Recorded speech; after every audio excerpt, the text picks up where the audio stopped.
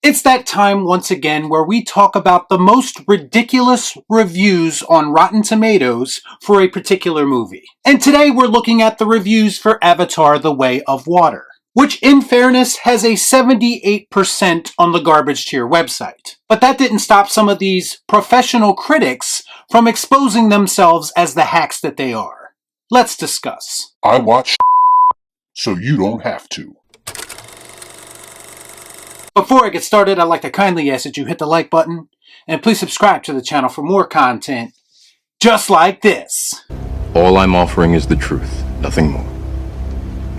Over the past few days, it's become very clear to me that some of Avatar's biggest critics are simply impatient and went into this movie wanting to hate it. Either because it's just the cool thing to do now to hate on Avatar, or is it because they're blinded by their own expectations and personal bias? Congratulations, you played yourself. Now, I'm not saying that this is the case for everyone who watched this movie and didn't like it. Some of my loyalist listeners disagreed with me about this movie. And that's fine, I respect those people's opinions and they know that I do. What I do not respect are critics and commenters who are being impacted by what I like to call the MCU effect. That being, unless these movies come out 3 times a year and spoon feed absolutely everything to you, then they aren't really interested in them.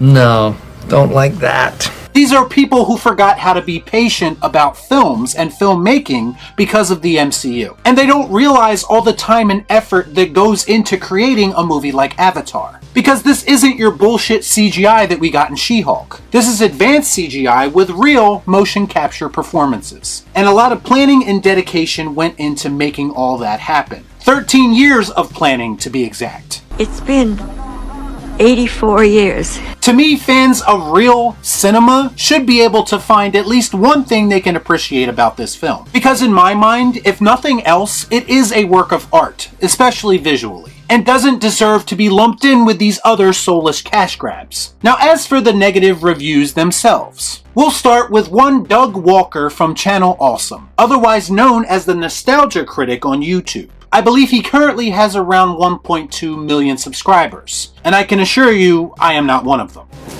I'm not shitting on you.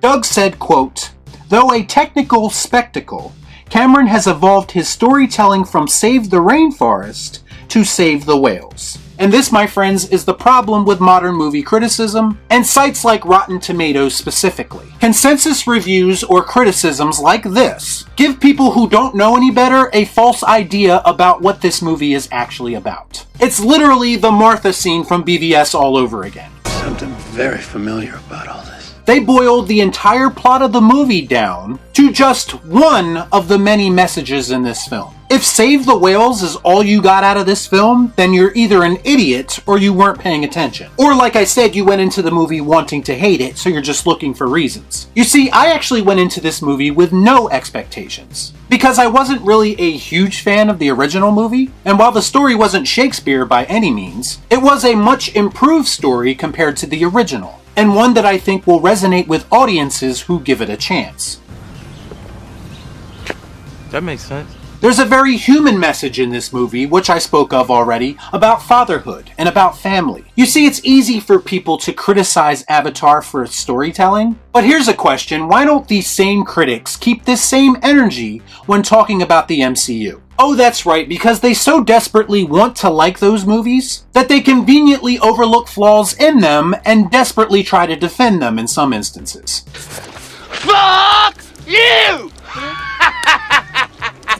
I'm here to say give me 6 Avatars over MCU movies any day of the week and twice on Sunday. With Avatar, at the very least, you know that the people who are making it actually give a shit about what they're doing, even if you personally don't like it. Then we have Josh Wilding at Comic Book Movies. I guess we know what we're getting from a site called that. He says, quote, "Avatar: The Way of Water's epic visuals are impossible to find fault with, but with a paper-thin, painfully boring story, and little in the way of character development, this 3-hour snooze fest is all style and no substance." Whoa.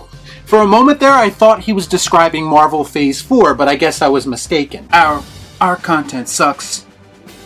Our content sucks. Here's the funny part about all of this. I said this in my initial review, and I'll say it here again. I felt more for these characters, created with highly advanced CGI and motion capture performances, than I did for most characters coming out of Hollywood in the modern era. Truthfully, the people over at Comic Book Movies wouldn't know character development if it jumped up and bit them in the ass. I would say Jake Sully and at least 2 or 3 of the side characters in Avatar 2 are not the same characters at the end of this film that they are at the beginning. And as I stated, no one in this movie is really wasted. Every character has some kind of purpose in this story, and they each have to go on their own individual journeys to figure out who they're going to be by the end of the film. And because they went on these journeys, I actually give a shit about them, and I want to see more of them in future sequels. That's a far cry from having most of your side characters be there just for comedic fodder.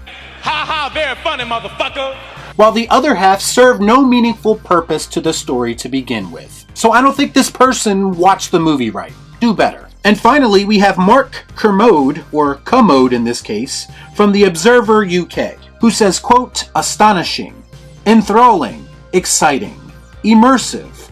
None of these words could sensibly be applied to the 3¼ hour wet Smurfahontas that is Avatar: The Way of Water. This is a professional critic, everyone, and a top critic on Rotten Tomatoes on top of that. I think Rotten Tomatoes needs to be a bit more selective of who they give that honor to. That's right, it stinks! Because this was the best critique synopsis that this person could come up with. Doesn't say much for the longer review now, does it? I like how everyone on the internet thinks they are the first one to make the Avatar Smurf joke. It's like calling Robert Pattinson's Batman the Twilight Batman for the 100th time, or the Sparkling Batman. It's not really funny anymore, and it just really shows your insecurities as a person. S-O-F capital T, soft, huh? And also the personal bias that you brought with you to watch this movie. Everyone is so concerned with being witty that they forgot what it means to give valid criticism. Again, boiling the whole movie down to wet Smurfs, I'm over fucking whelmed by your insight. Rotten Tomatoes is fucking garbage, and so is this guy's opinion. And just the fact that the only real criticism I can pull out of this synopsis is that the movie was too long, tells me everything I need to know about this professional critic. First, take a big step back and literally fuck your own face!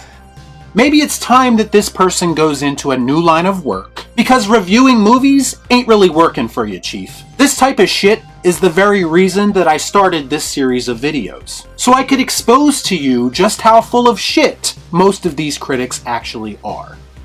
Y'all be cool. Right on.